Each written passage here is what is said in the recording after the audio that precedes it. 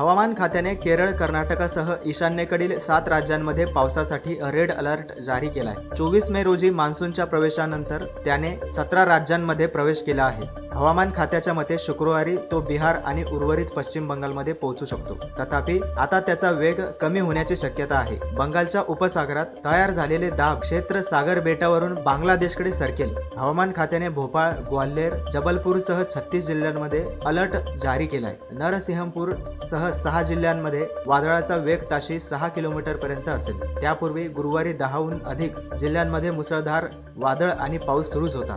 राजधानी दिल्लीत वीज वादळ आणि चक्रीवादळासाठी ऑरेंज अलर्ट देखील जारी करण्यात आला होता। उत्तर प्रदेशात गारपीट होण्याची शक्यता व्यक्त करण्यात आली आहे। राजस्थानच्या 18 जिल्ह्यांमध्ये वादळ आणि पावसाची शक्यता आहे। हवामानातील बदलाचा हा कालावधी पुढील 2 ते 3 दिवस राहू शकतो। महाराष्ट्रात भूस्खलन, पाऊस आणि वीज पडणे यासारख्या घटनांमध्ये 16 जणांचा मृत्यू झालाय।